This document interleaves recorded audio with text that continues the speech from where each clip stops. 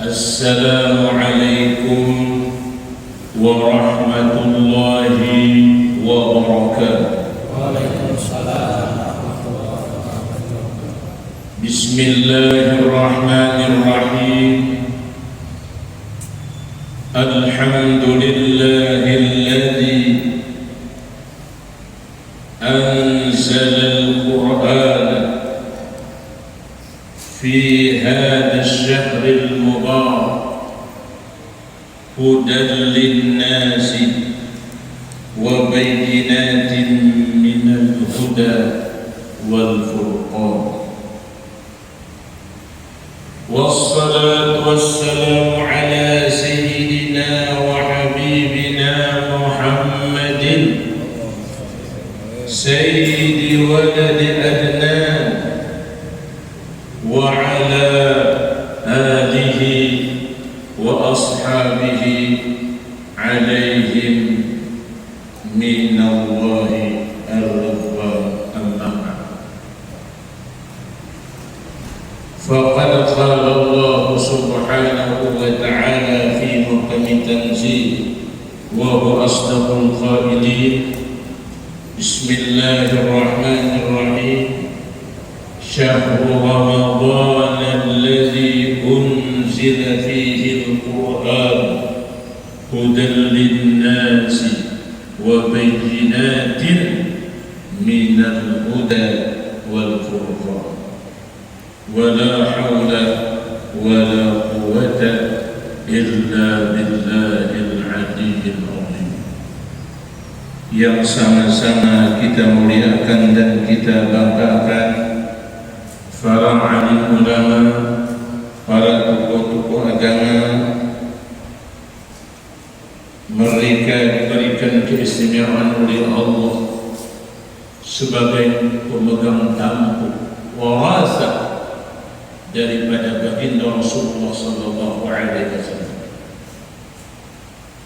Maka ulama-ulama umat Rasulullah sallallahu alaihi wasallam beda dengan ulama-ulama umat Nabi yang dulu.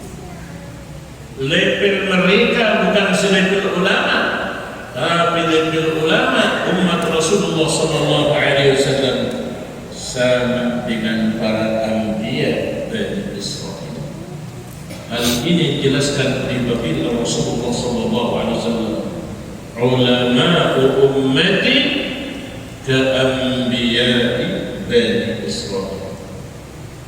Level ataupun kedudukan ulama daripada umatku sama dengan kedudukan para nabi-nabi dan Israel. Yang sama-sama kita muliakan dan kita hormati para tokoh masyarakat, wabil khusus Bapak Kepala Desa Benawa Tamat. Kita doakan beliau semoga senantiasa dianugerahi sehat walafiat dan kita bertahan. Para hadirin dan hadirat rahimakumullah, salah satu hal yang sangat penting diketahui oleh umat baginda Rasulullah sallallahu alaihi wasallam, dan ini merupakan catatan dalam sejarah, ialah mengenal lebih dekat dengan peristiwa sejarah nuzulul Quran, turunnya kitab suci Allah yang sangat mulia.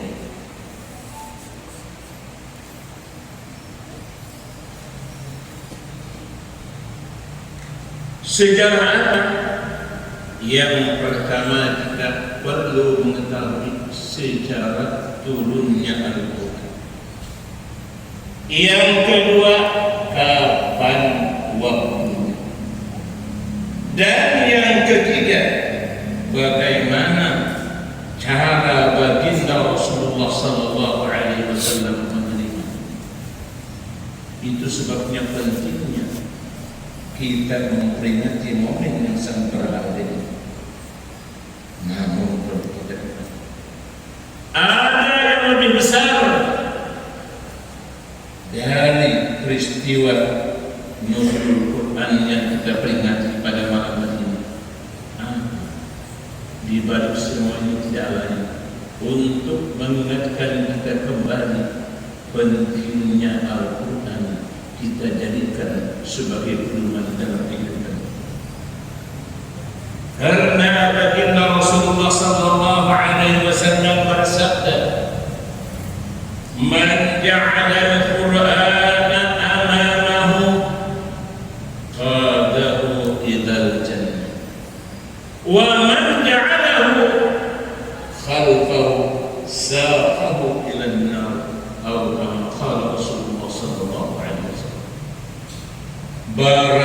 siapa menjadikan Al-Quran sebagai imam. Makanya kita kalau mengenalkan biar terangkan lagi, siapa Tuhan engkau? Seandainya ditanya malaikat, guna cakap memadai orang mati, cuma pada mau menjawab, jangan menjawab punya bukan saja.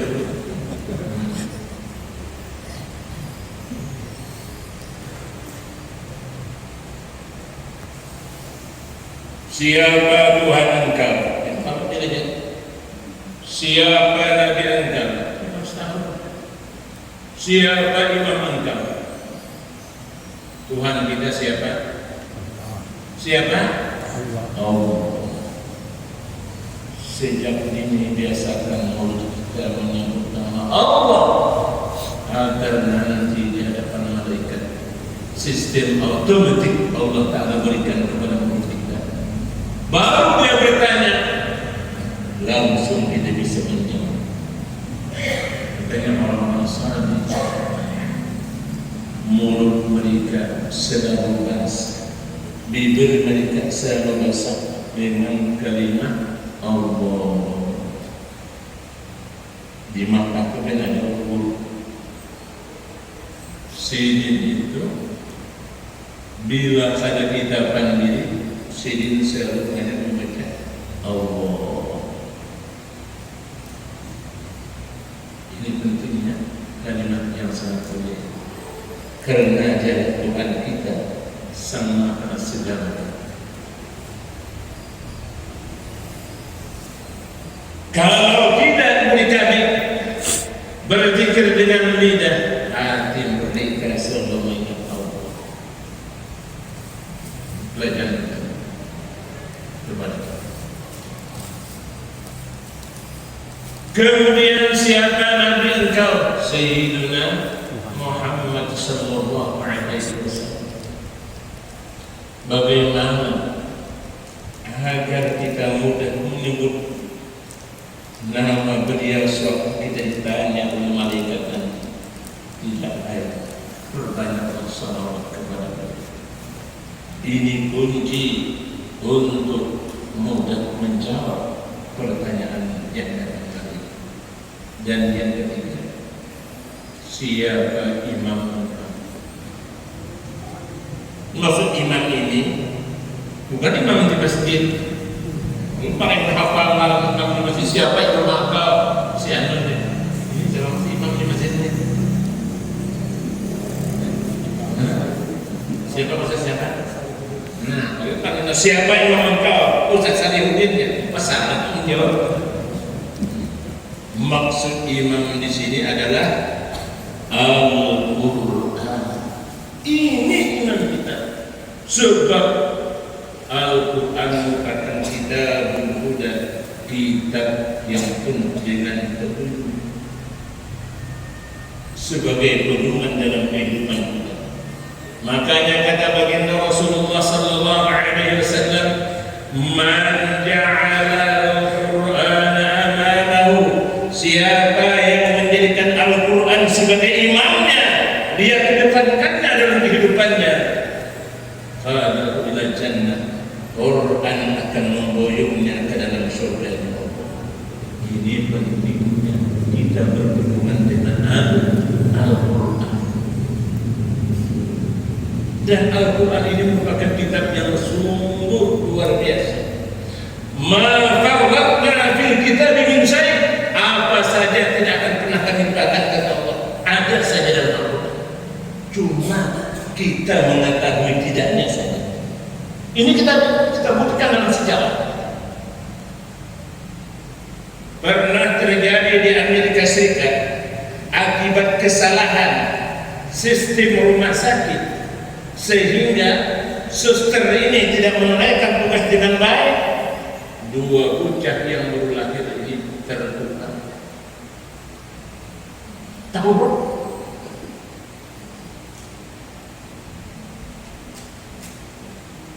Setelah dites darahnya sama, Jadi siapa?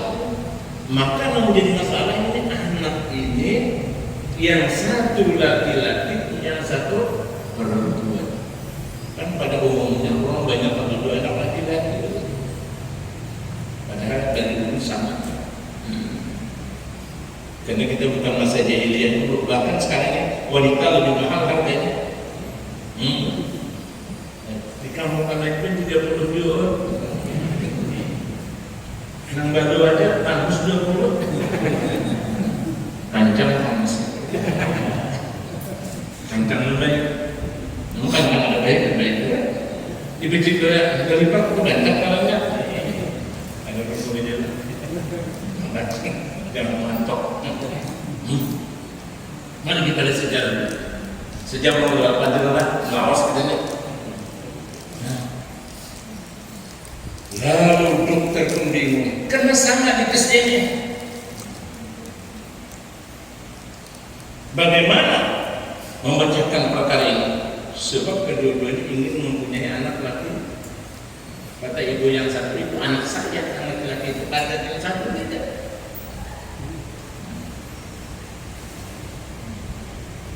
Kalau peristiwa ini memang terjadi di masa Nabi Sulaiman juga.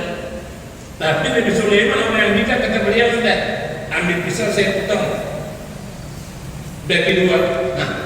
Ini tidak habis pikir. Kepala rumah sakit ini seseorang dokter, dia punya kenalan dokter di Saudi Arabia. Wahai dokter, bahasa Inggris berbicara. Aku minta solusi yang terbaik untuk memecahkan masalah ini. Dua baik yang tertukar ini.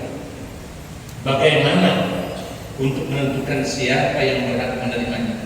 Sedangkan canggih alat sudah tidak bisa digunakan. Sedangkan engkau pernah bilang kepada aku dulu, apa saja di dalam kitab Al-Quran, kitabnya itu selalu ada.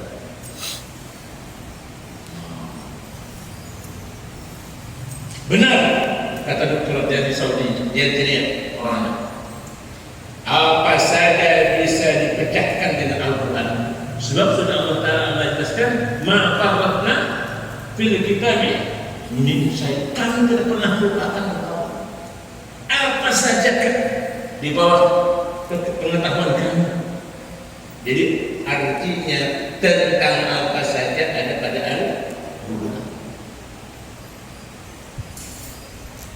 Jadi kata dokter dari Saudi, perkara ini Al-Quran bisa memecahkannya. Tolong, kata dokter Amerika. Bagaimana?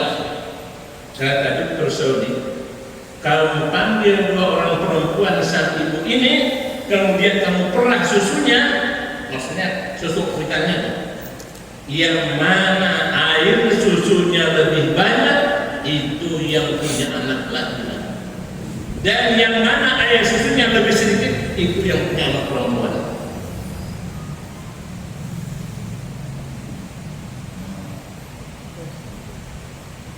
Lalu setelah dilaksanakan tugas, ternyata memang beda.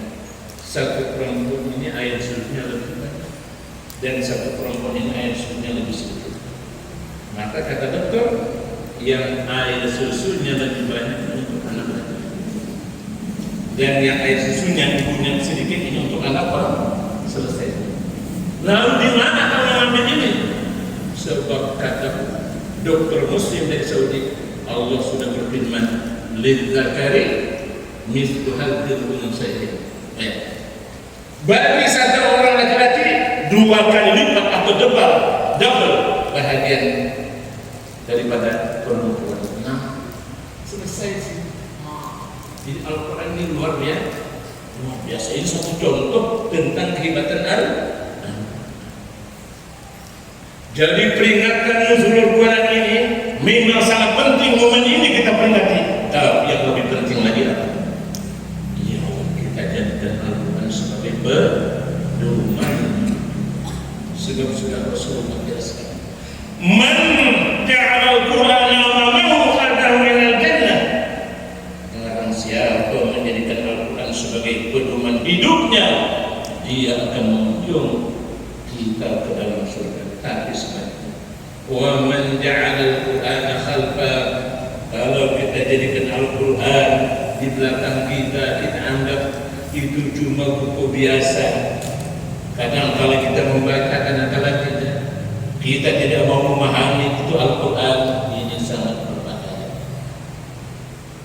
Apabila orang ini akan Allah Ta'ala lemparkan ke dalam api neraka karena kurang hormatnya kepada Al-Quran. Orang hadirin dan hadirat ini, apa itu Al-Quran? Kita bahas dulu tentang Al-Quran, baru tentang nuzulnya. Al-Quran merupakan kalamullah, firman Allah, Al-Mu'jiz, yang dapat memberikan kelemahan kepada orang-orang kafir untuk menirunya. Jadi walau bagaimana hebatnya orang-orang kafir Quraisy tidak akan sanggup meniru seperti Al-Quran. Kenapa? Karena begitu tinggi gaya bahasa atau sastra.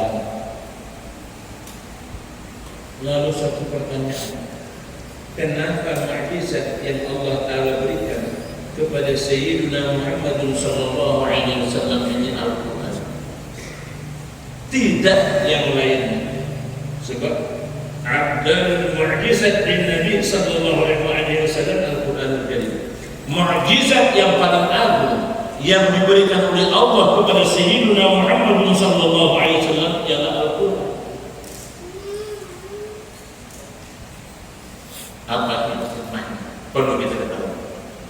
Allah memberikan mukjizat kepada setiap nabi tergantung sinkron yang berlaku di masa mereka.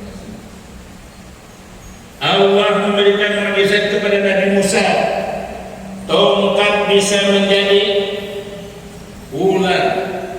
Kenapa?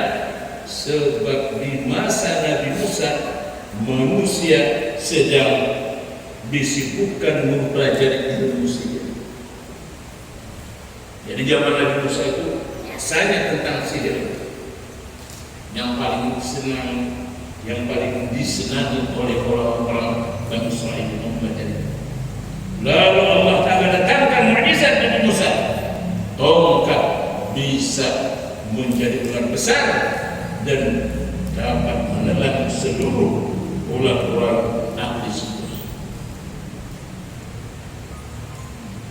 Kenapa Allah Ta'ala memberikan mukjizat kepada Nabi Isa alaihissalam? Beliau sanggup menghidupkan orang mati dengan izin Allah. Sebab wahyu al-tabi'in dengan izin Allah. Jawabnya, karena di masa Nabi Musa manusia disibukkan mempelajari ilmu ketarikan, ilmu kedokteran. Nah, di sini kita melihat secanggih-canggih dokter di dunia tidak ada yang sanggup menghidupkan orang yang sudah mati. Adakah zaman sekarang dokter Amerika, Jerman atau Inggris yang sanggup menciptakan roh baru? Tidak ada. Jantung bisa ditukar, ginjal bisa ditukar, tapi roh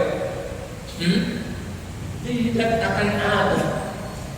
Karena mereka ini sangat senang mempelajari ilmu kedokteran, Allah Ta'ala datangkan Nabi Isa alaihissalam dengan mukjizat beliau sanggup menghidupkan orang yang sudah meninggal. Lalu kenapa Al-Quran Allah Ta'ala berikan mukjizat kepada baginda Rasulullah sallallahu alaihi wasallam? Karena di masa beliau manusia pada masa itu berlomba-lomba dalam berpidato. Kenapa selalu Arab itu kalau mereka berpidato gaya bahasa atau sastranya yang sangat tinggi, sehingga siapa yang paling hebat sastranya itulah yang paling hebat orangnya. Tapi didatangkan Al-Quran, lalu datang Faktu bi suratin min mithli. Coba datangkan satu surah saja. Mampu tidak? Tidak ada yang mampu. Ini ketinggian gaya bahasa Al-Quran sampai fusahaul Arab angkat tangan. Namun kenapa sebahagian mereka tidak beriman? Karena hidayah Allah belum nyampe kepada mereka. Itulah jawaban Allah. Orang hadirin rahimahullah. Berbicara kembali kita tentang Al-Quran. Al-Munazzal ala Sayyidina Muhammadin sallallahu alaihi wasallam. Ini definisi atau Al-Quran yang diturunkan kepada Sayyidina Muhammadin sallallahu alaihi wasallam bil lafzil arabi, dengan bahasa Arab. Jadi Al-Quran itu diturunkan Allah memang dengan bahasa. Jadi jangan pernah kita berpikir kalau perlu kita membaca Al-Quran, sebab Al-Quran itu orang Arab, kita membaca terjemahannya. Membaca terjemahan Al-Quran tidak akan mendapat pahala sebesar membaca Al-Quran. Kenapa al-muta'abbad bil tilawah, yang merupakan suatu ibadah dengan membacanya. Jadi kita musim Ramadan merupakan syahrul Quran, bulannya Al-Quran.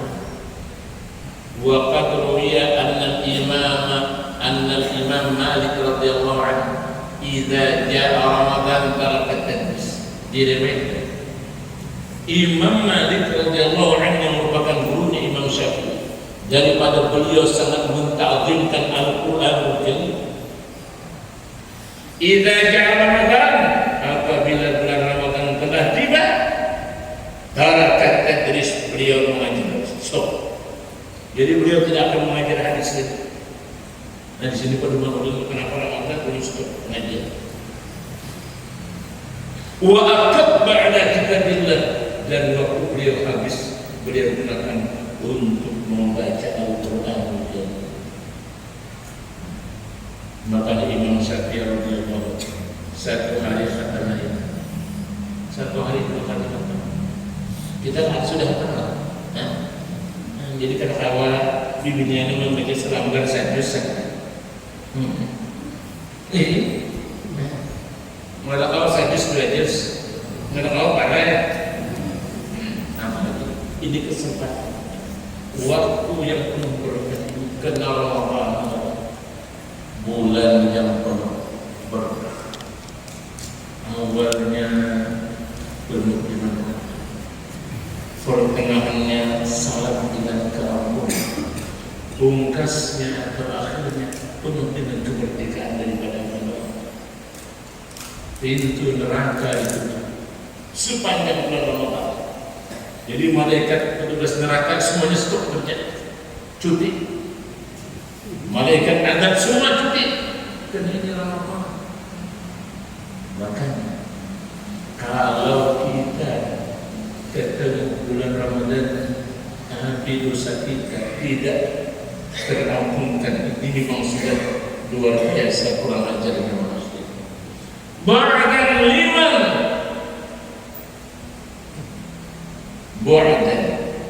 liman lam yughfar fi Ramadan.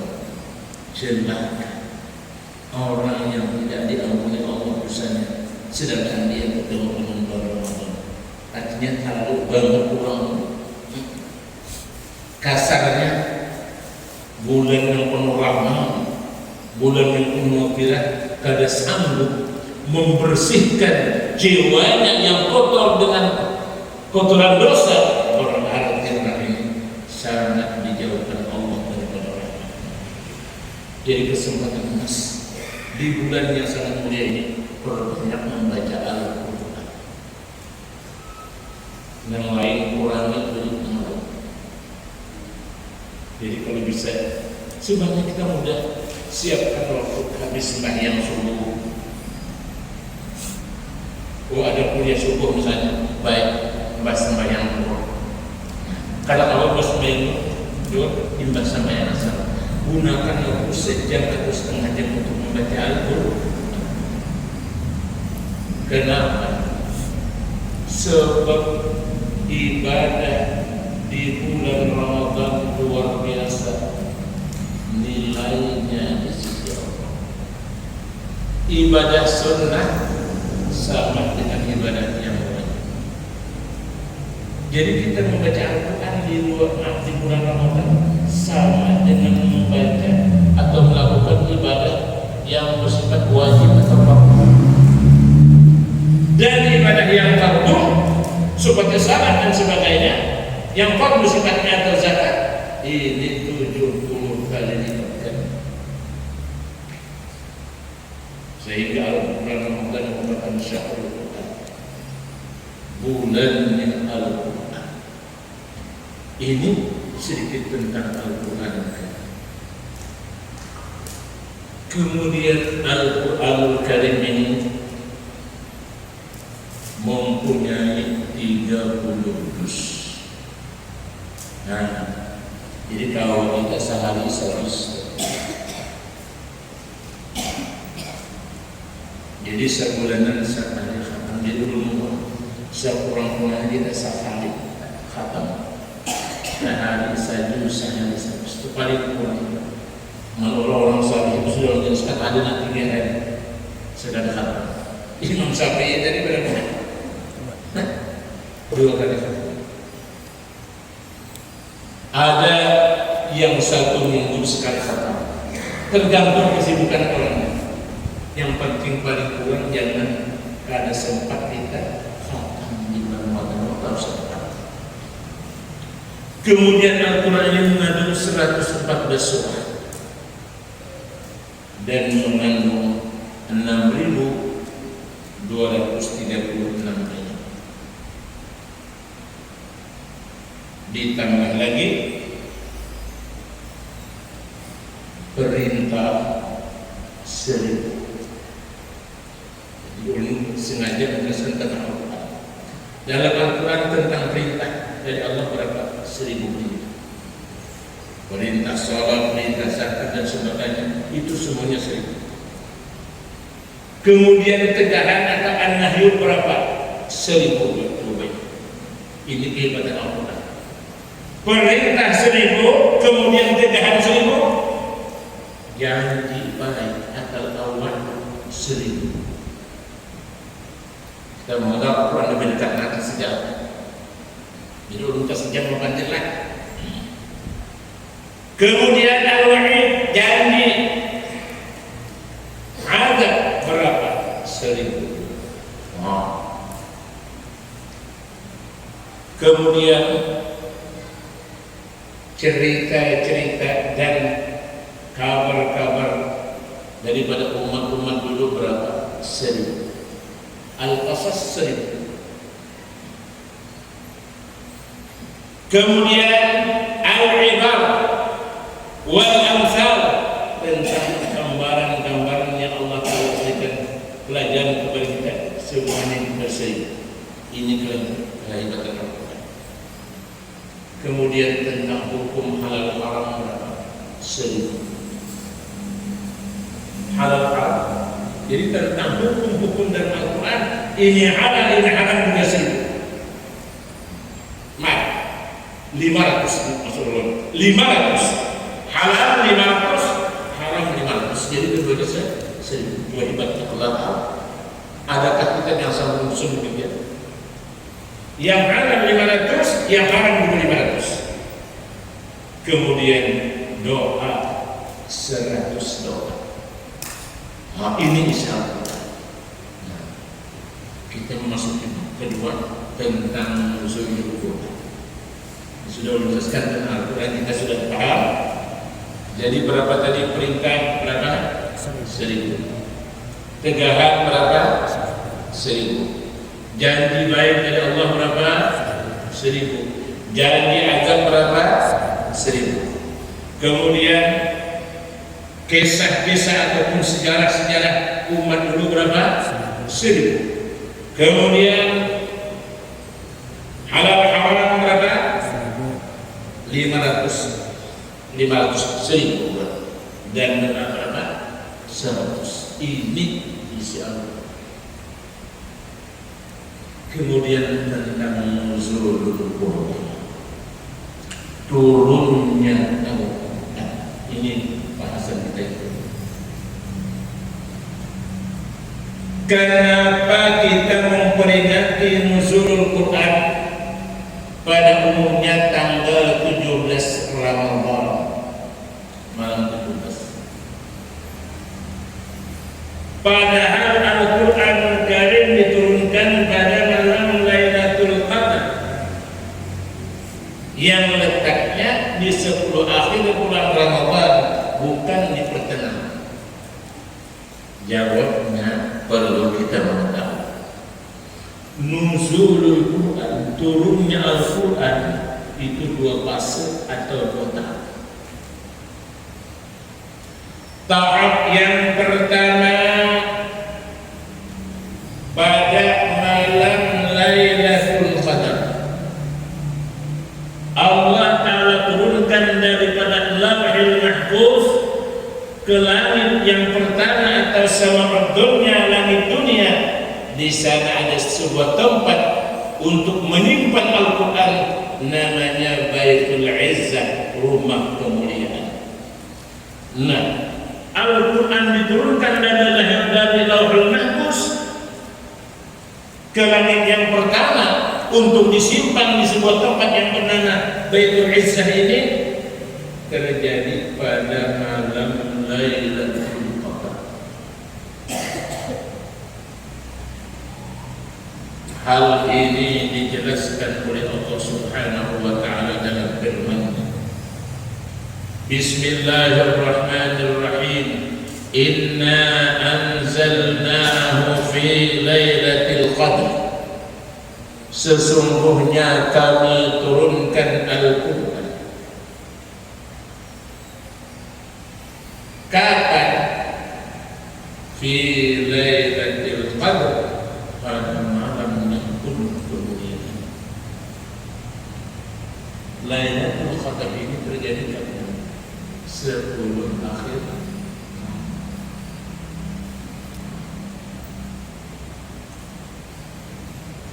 Karena di dalam riwayat baginda Rasulullah sallallahu alaihi wasallam bersabda, "Taharraw Lailatul Qadri fi layalil witr." Hendaklah kalian menjaga-jaga atau mengintainya atau mengharapnya. Malam Lailatul Qadar itu kapan? Fi layalil witri, pada malam-malam ganjil. Nah, jadi kalau kita ingin mendapatkan keberkahan Lailatul Qadar, jaga malam-malam ganjil itu untuk kurangi tidur, berbanyak ibadah. Makanya yang dimaksud Allah, kalau 10 akhir ini semalam suntuk, kada ada orang nanti. Dan anehnya di Mekah ini bedanya lawan di kita. Kalau di Mekah semakin ke penghujung, semakin akhir Ramadan semakin berjubel manusia. Ulun mendengarkan ada berita baru, sampai tarawih ke Ma'lad, kuburan Ma'lad, itu jaraknya lebih dari 2 km ke Masjidil Haram. Nah, itu 2 km ke Barat Jawa. Timbah lawan manusia. Jadi maka semakin ke penghujung semakin banyak orang beribadah, karena orang mengharap lain itu. Di kita lain. Kita ini kayak main bola. Oh, 16 besar hebat. Babak masih babak penyisihan. Jadi semula kayak orang pertama 5 kalau 2 malam kedua 5 orang. Nah, ini babak penyisihan namanya. Biar sudah sampai semifinal, tinggal 3 set lagi. Biar sampai final tinggal 2 set lagi. Imam belum kau. Jadi dosa banyak orang. Imam belum kau. Untuk menjadi komisi kau.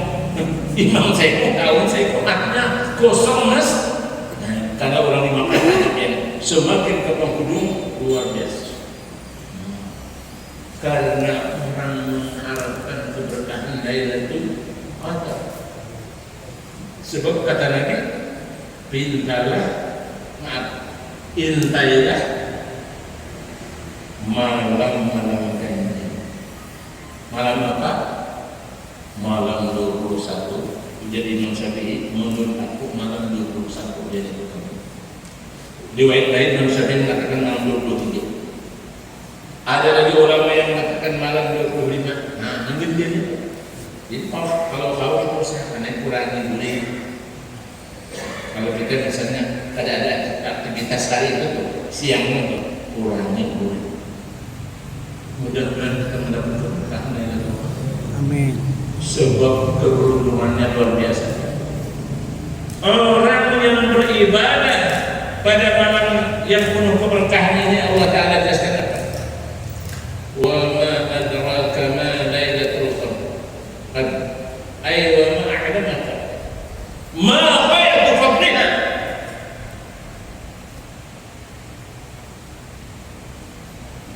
Apakah kalian mengetahui? Apakah kamu mengetahui berapa besar dan agungnya malam yang penuh ini? Makanya dikatakan Lailatul Qadar di sini dengan Al-Azamah. Tafsir yang lain mengatakan Al-Azamah, malam penuh kemuliaan. Ini satu tafsir. Ulun lihat makna Lailatul Qadar itu kesimpulannya ada 3 tafsir. Tafsir yang pertama Al-Qadar bermakna takdir, malam di mana Allah Ta'ala menurunkan qada dan qadarnya kepada malaikat tentang keadaan manusia, baik umurnya, baik rezekinya, baik ajalnya. Ini Allah menyarankan kepada malaikat Jibril, Mikail, Israfil, dan Azrail. Jadi catatan ini diserahkan oleh Allah kepada malaikat untuk mereka laksanakan tugas setahun akan datang. Kapan penurunannya? Catatan dari Allah malam. Makanya qadar itu dari mana? Takdir. Jadi tahun akan datang, takdir itu orang meninggal dunia. Sudah ada tulisan. Tahun akan datang saya itu banyak kawinnya.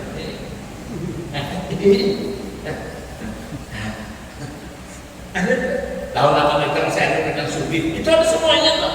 Sebab ajal, rezeki dan semuanya Allah Ta'ala. Jodoh dan sebagainya itu takdir Allah Ta'ala. Ini malam Qadar. Sudah mengatakan. Yang kedua itu Al-Qadar di mana Al-Azamah, kebesaran. Malam kebesaran. Kenapa? Sebab pada malam itu Allah begitu banyak menurunkan rahmat-Nya. Apa kebesarannya? Allah Ta'ala jelaskan dalam firman-Nya. Wa ma adraka ma lailatul qadr. Lailatul qadri khairun min alf shahr.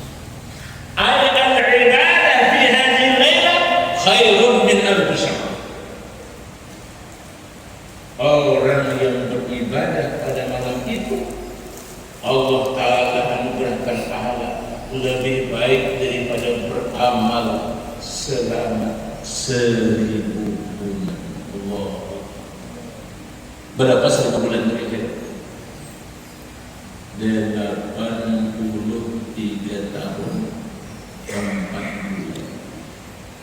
Sanggup beribadah 83 tahun 4 bulan ini, makan pada, minum pada, kulit pada full. Ulunnya 83 tahun sehari semalam saja harus sanggup beribadah. Sebab ulun punya mata, ulun punya badan sehat. Lalu kenapa Allah Ta'ala berikan malam yang sangat istimewa ini bernilai lebih baik daripada 1000 bulan? Ini ada sejarah. Imam Mujahid meriwayatkan, di masa dulu ada seseorang nabi daripada kalangan Bani Israel yang masyhur nama beliau ini ialah Sam'un al-Ghazi. ujar orang kita Samson. Sebenarnya itu Sam'on. Cuma di bahasa Indonesia Samson. Jadi binian bersamson mati ada. Sam'on Al-Ghazi ini merupakan orang yang terhebat daripada kalangan Bani Israel. Beliau sanggup berperang selama 1000 bulan siangnya puasa. Siangnya puasa, waktu malamnya beliau berperang berapa? Selama 1000 bulan. Dan beliau diberikan mukjizat oleh Allah Ta'ala, satu senjata daripada rahang unta. Kalau rahang unta ini, maka sanggup membunuh berapa ribu manusia dengan senjata beliau. Rasulullah Sallallahu Alaihi Wasallam menceritakan kepada para sahabat tentang kehebatan Sam'on Al-Ghazi. Waktunya sanggup beribadah selama 1000 bulan.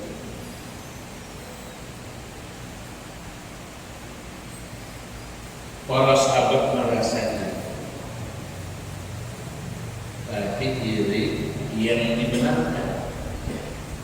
Iri lain dan iri lain. Iri ingin menikah. Kalau kita benar pernah berbuat kebajikan, kemudian hati kita ingin menirunya, itu namanya iri. Atau bahasa Arabnya bid'ah. Ada pun hasad, nah ini kada nyaman hati melihat orang nyaman. Arti hasad kada nyaman hati melihat orang nyaman. Ada nalik. Biar hati kita terlihat orang nyaman.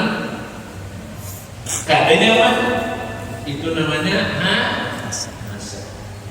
Itu mohon kita berdoa kepada Allah supaya hati kita dilindungi oleh Allah dari bersifat yang tercela. Sebab awwalu ma usiyallahu bis-sam'i wa bil ardi ialah maksiatul lisan. Awal maksiat yang dilakukan oleh umat manusia, oleh hamba Allah di langit dan di bumi itu adalah hasad. Di langit siapa? Hasadnya iblis kepada. Di bumi siapa? Hasadnya kafir kepada Habib. Jadi bahayanya penyakit hasad. Ini ada pada kita pada kecuali orang yang diterbiak oleh guru atau Rasulullah Sallallahu Alaihi Wasallam yang dapat membebaskan penyakit. Karena kalau tidak ada guru mursyid ini sulit untuk dibuangi penyakit ini. Sebab ini berakar sejak kita kecil. Kita tuh pada kaumnya orang nyaman, bukan nyaman. Dan dalam orang kaumnya sakit, kaumnya juga.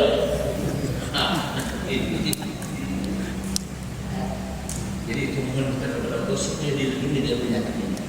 Karena ini penyakit yang sangat berbahaya. Apa bahayanya? Kalau kita punya penyakit hasad ini, seluruh amal kebaikan akan diam. Jadi kita kosong nanti menghadap Allah tanpa amal kebaikan, karena sudah dimakan oleh penyakit yang bernama al-hasad ya'kulul hasanat kama ta'kulun nar al-hatab. Penyakit hasad ini akan menghancurkan kebaikan yang pernah kita lakukan, tapi dengan sebab dengan sebab hasad yang ada di hati kita, maka amal kebaikan dihancurkan dengan biasa. Sebagaimana api membakar kayu bakar yang tinggal cuma puing-puing dan debu saja. Nah, ini kita dulu. Makanya Rasulullah mengajarkan dengan surah Al-Falaq apa? Qul a'udzu bi falaq min syarri ma khalaq wa min syarri hasidin, dan berlindung kata Allah min syarri hasidin, daripada kejahatan orang yang hasad. Idza hasad apabila timbul hasad. Sebab orang hasad ini tidak akan pernah bahagia kecuali orang yang dihasad itu mati betul. Bila masih hidup ini akan tetap hidup tak tenang. Nah, makanya orang penyakit hasad itu namanya ghammun la yanqati, sedih seumur hidup. Baru kita minta kepada Allah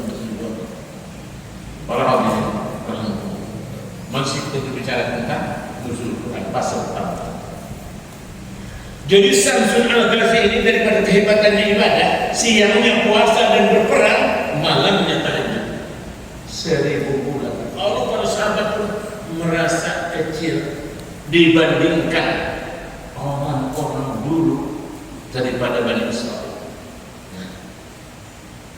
Dan Samsun Al-Ghazi ini manusia yang paling superhero, super kuat, Superman betul-betul. Ini yang Superman modern ini. Nah, yang Superman terabang kok. Dan menurut kita lah, satu yang baik di Superman tahu apa? Si lawan powernya itu di luar. Nah, waktu jodoh.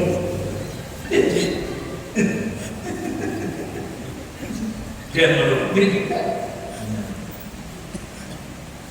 daripada kekuatan Samsun Al-Ghazi, kekuatan apapun tidak akan sanggup menghentikan dakwah beliau. Makanya Samsun Al-Ghazi ini merupakan sosok manusia yang paling ditakuti oleh raja-raja Bani Israel. Ikat saja baru beliau bergerak, walau rantai bagaimanapun besi besarnya, beliau cukup begini. Jadi tak kayak menguap di sini, tahan sudah. Dan senjata rahmatnya yang luar biasa. Karena di samping membunuh senjata, beliau makan pun dari sana. Cukup beliau isap, beliau sudah bisa makan dan minum. Ini kelebihan senjata rahmatnya. Nah, cuma beliau ini punya kelemahan. Nah, jadi ini sekuat manusia itu ada kelemahannya. Pernah suatu hari ujar Nabi kian luar biasa, ada yang bisa melamatkan dia. Jadi kita ada rahasia Tuhan perlu dibongkar kepada siapapun termasuk ini. Ya tadi siapa ini? Nah, jadi kalau itu di neraka, kenapa rahasia Tuhan ini badannya ya? Sebab kalau suatu masa bini anak, jadi perlu dikasih merasa bini orang baik, ada ibu sama. Kalau kita ingin tahu bagaimana itu dengan kekuatan besi apapun, tali sebesar apapun dia akan sanggup naikkan aku, kecuali dengan rambut. Ikat saja dengan rambut aku sudah tidak bisa berdaya apa-apa. Sudah mengetahui kenapa dalam riwayat Raja Bani Israel yang merupakan musuh bebuyutan dengan Samsun Al-Ghazi buat sebar, siapa yang sanggup membunuh Samsun atau menangkapnya akan diberikan imbalan hadiah yang sangat besar. Dengan bininya dikasih lawan duit. Jadi kalau bini itu kita datang Pak Mamayat 5 obatnya tuh. Sumpah untungnya lonsokan mata nih. Kalau suka mata, ngabang nggak? Soal mata namanya. Berapa miliar itu 5 lah, 105 itu. Karena yang diambil itu mama yang kalau benda percaya siap berikan. Tapi ada bertanya mungkin yang di sini. Mana ada salah aja. Para hadirin dan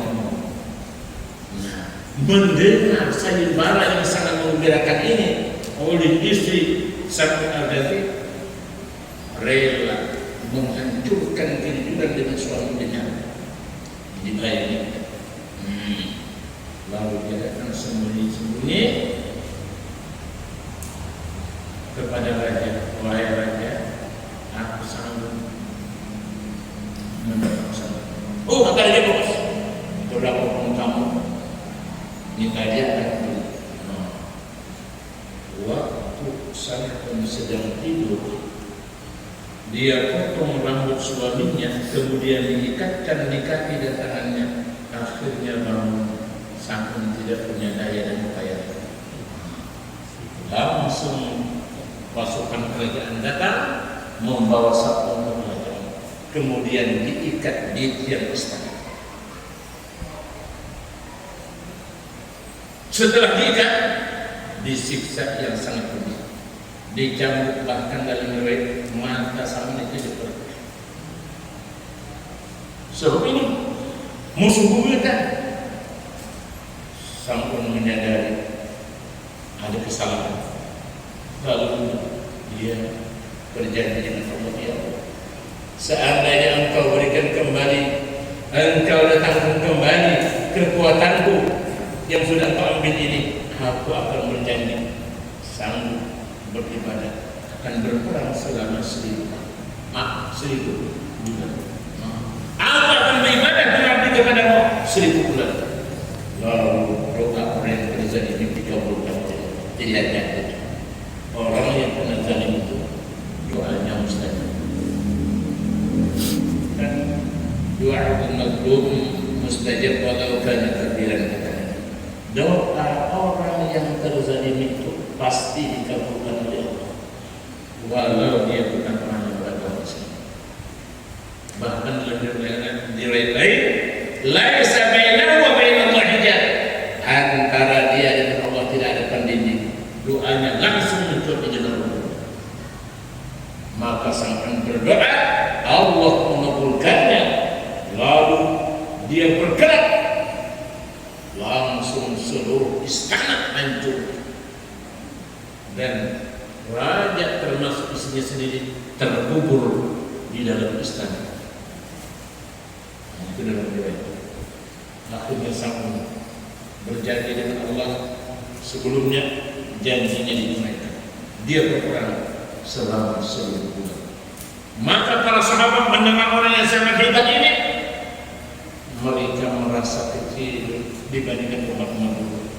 Lalu Rasulullah berdoa kepada Allah agar Allah berikan umat beliau keistimewaan yang berlebih daripada sang Al-Ghazi, manusia superhero yang luar biasa. Maka Allah Ta'ala turunkan malam yang Tuhan berikan, itulah namanya Lailatul Qadar. Adalah kita ada perlu perang 1000 bulan, cukup ibadah semalam. Malam apa? Ialah malam yang ganjil, malam 21, malam 23, 25, 27. Cuma sedikit ini ilmu yang perlu jelaskan. Di antara malam-malam yang ganjil itu malam apa yang perlu, yang penting banget kita menjaganya, ialah malam 27.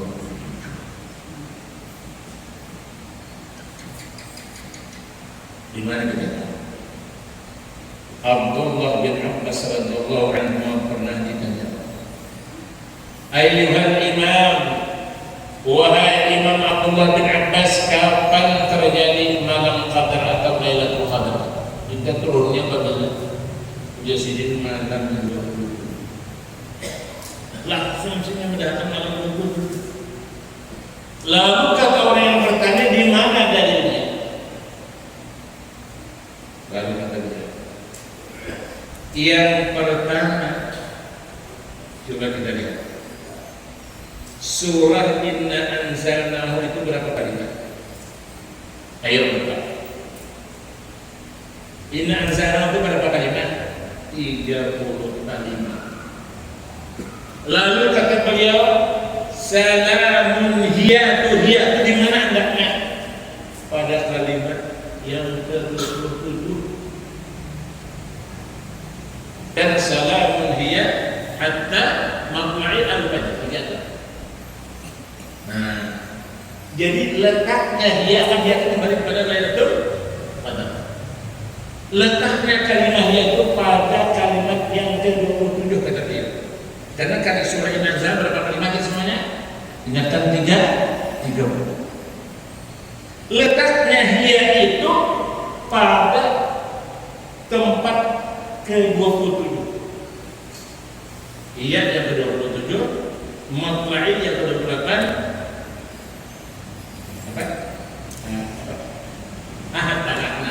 Hiya yang ke-27, hatta yang ke-28, matla'i yang ke-29, al-fajr yang ke-30. Jadi anda musim hiya itu yang menunjukkan Lailatul Qadar itu adalah malam 27 Allah sudah memudahkan. Itu satu. Yang kedua sih,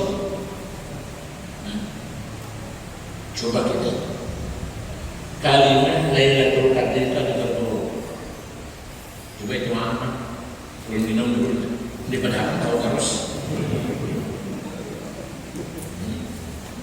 sejam belum aja. Tadi ceramah tadi kurang berapa mau 10, nanti harus sampai kenyampian. Ini ilmu kan? Ini supaya tahu ilmu. Berapa semua? 9 huruf. Lailatul 4. Lam ya lam ta. Alka 6. Qaf dal 8. Ra berapa? 9. Jadi Lailatul Qadri 9 huruf. Coba kita tahu. Lam ya lam ta 4. Al-Qadri alif lam 2 6. Qaf 7. Dal 8. Ra 9. Sudah? Lalu kata beliau, berapa kali Allah Ta'ala mengulang kata-kata Lailatul Qadri itu? Berapa kali? Ayo ulang. Ini banyak. Hafal berkali-kali. Inna anzalnahu fi lailatin qadr. Wa ma adraka ma Lailatul Qadri. Yang ketiga Lailatul Qadri. Yang ujian sendiri 9 kali 3 berapa? Subhanallah. Jadi ini kekuatan Quran yang berkeyakinan malam Lailatul Qadar itu malam 27 karena berdasarkan ini. Dasar yang pertama kalimat hiya yang menunjukkan itu Lailatul Qadar itu tepat pada letaknya ke 27 kali. Karena surah ini anzalna berapa kalimat semuanya? Berapa? Nah, diulang kembali ini ilmu 30. Kemudian hiya yang keberapa? Yang ke-20? Nah, 1. Yang kedua, Lailatul Qadri berapa? Kemudian berapa kali Allah Ta'ala mengulang kalimat Lailatul Qadri? 3 kali. 9 kali 3 berapa? 16. Nah, subhanallah. Nah, jadi usahakan dulu kurangi sendiri. Jangan lupa kurangi kalau tidak masih yang mana? Kuring sejam atau 2 jam. Ulun jamnya cuma kadang lebih daripada 2 jam. Ramadan kadang lebih. Cuma ulun mau jam apa jelas. Harap kalau subuh malam hilang kalau 4 jam lah. Kan waktu kuring ulun jam 9 tuh. Ulun udah 2 jam kuring ulun. Jam 11 nyari bangun lupa aja. Jadi kalau orang bangun dasar di payah kan, ulun ibu besok kan datangnya ulun sebelum pukul 9. Karena masih cara tradisi kami di Mekah. Karena di Mekah itu orang malam dari kuning, siang kuning. Kita juga kalau siang kuning, mamuk main di rumah. Dari mana? Kemana?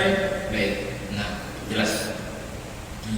Jadi pasal yang pertama, Al-Quran diturunkan oleh Allah Ta'ala daripada Lauhul Mahfuz kepada langit yang pertama yang bernama Baitul Izzah itu pada malam 27 Ramadan atau malam Lailatul Qadar.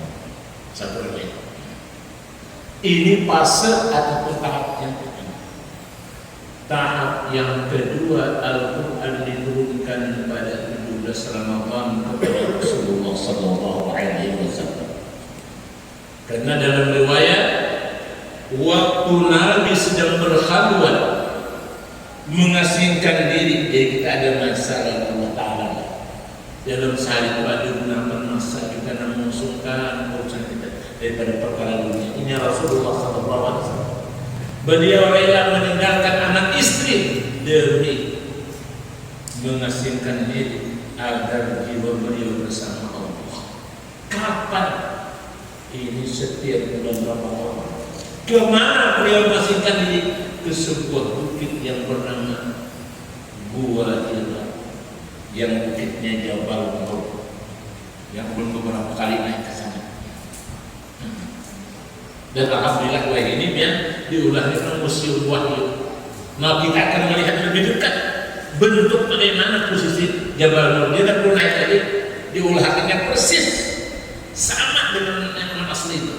Jadi kita bergambar tuh kalau nggak tahu mainan di atas ya, nggak tahu karena dia nanti bitisinnya gitu kan. Jadi alhamdulillah. Jadi usahakan demikian. Nah, karena saya di umrah usahakan ziarahi Museum Wahyu di Jabal Nur. Belum bisa dikatakan. Jadi kalau mana dan rencana mungkin dia buat kabin kah. Jadi tak kita gantung lah. Angka ini 1 menit. Jadi nyaman. Kita karena kalau naik bertanya Saudi yang kita pikirannya urusan duit jalan tidak. Kalau ini Saudi penting duitnya masuk kenapa kalau duitnya? Soal boleh kita dari itu nomor 2 penting duitnya. Alhamdulillah. Maka menjelang usia baginda Rasulullah Sallallahu Alaihi Wasallam bersabda sebelum semangat yang menit. Menjelang usia beliau 40 tahun, beliau diberikan anugerah oleh Allah. Hati beliau cinta untuk menyukai ataupun mengasingkannya. Maka berbekalan siapkan oleh istri Sadiq yang bernama Khadijah binti Khuwailid. Rasulullah sebulan penuh tiap bulan Ramadan berada di atas bukit yang bernama Jabal Nur, karena di sana sebuah gua yang namanya Gua Hira. Kenapa Rasulullah beribadah di sana? Tempat beliau berhalal kenapa di sana? Karena inilah tempat yang sangat istimewa, tempat peribadatan nabi-nabi dan kaki-kaki beliau begini. Ditambah lagi posisi ini dua betul-betul menghadapnya. Jadi kalau kita mau sembahyang tidak susah aja kita. Karena spasial sudah Allah buatkan ini tempat yang mukanya betul-betul mengarah ke kiblat, cuma ditutupnya wah ini. Kalau zaman tadi Bali ada orang naik masih belum ditutup. Wah ini ditutupnya sudah. Akhirnya pada tanggal 17 Ramadan Nabi sedang asik berkhalwat dengan Allah. Beliau sedang berzikir di sana. Tiba-tiba turun Sayyidina Jibril alaihi salam yang sayapnya dapat menutup seluruh keadaan alam semesta. Dalam riwayat Nabi dia peluk sampai kata Nabi hampir putus nafas, hampir tidak bisa bernapas daripada kuatnya pelukan Jibril. Lalu apa kata Jibril? Ya Muhammad Iqra, wahai Muhammad baca. Kata Nabi, mana ada kali ini aku tidak bisa membaca lagi. Makanya Nabi kita itu berdoa dari ummi. Kalau kita ummi sifat kebodohan. Sebab arti ummi itu orang yang buta huruf, ummi itu. Nah, bagi kita merupakan kebodohan, bagi Rasulullah merupakan kemuliaan. Kenapa? Sebab kalau Nabi tidak buta huruf, tidak Nabi pandai membaca, pandai menulis, pasti orang akan mengatakan Al-Quran itu bukan wahyu dari Allah, cuma itu karangan Muhammad. Tapi berikutnya dari Rasulullah tidak membaca, maka tidak pandai membaca tulisan, maka mereka tahu kalau Al-Quran itu benar-benar wahyu dari Allah. Sudah sampai 3 kali kata Nabi. Akhirnya dipilih Iqra bismi rabbikal ladzi khalaq. Baca oleh engkau wahai Muhammad dengan nama Tuhanmu yang telah menciptakan segala alam, apa yang ada di alam semesta ini. Maka inilah wahyu yang pertama ialah surat Iqra daripada ayat yang pertama sampai 5 ayat. Awwalu ma nazala ila Rasulullah. Ini wahyu yang pertama yang Allah Ta'ala berikan melalui Sayyidina Jibril kepada baginda Rasulullah SAW. Kapan terjadinya? 17 Ramadan. Maka momentum ini selalu kita peringati pada tanggal malam 17 Ramadan. Namun sudah dijelaskan memperingati salat penting, tapi ada yang lebih penting. Apa yang lebih penting lagi? Mengamalkan isi Al-Quran. Ini yang lebih penting daripada semuanya. ialah mengamalkan isi kandungan Al-Quran yang syarat dengan ilmu pengetahuan. Sebab orang siapa menjadikan Al-Quran sebagai pedoman hidupnya, dia akan bahagia di dunia dan sukses di akhirat. Inilah yang dapat disampaikan. Mungkin lebih sedikit minta maaf. Mudah-mudahan apa yang mau disampaikan jika benarnya itu semata-mata bentuk daripada taufik dan hidayah dari Allah, dan jika ada kesilapan memang kekurangan yang ada pada diri sendiri. Mohon maaf wabillahi taufiq wal hidayah. Assalamualaikum.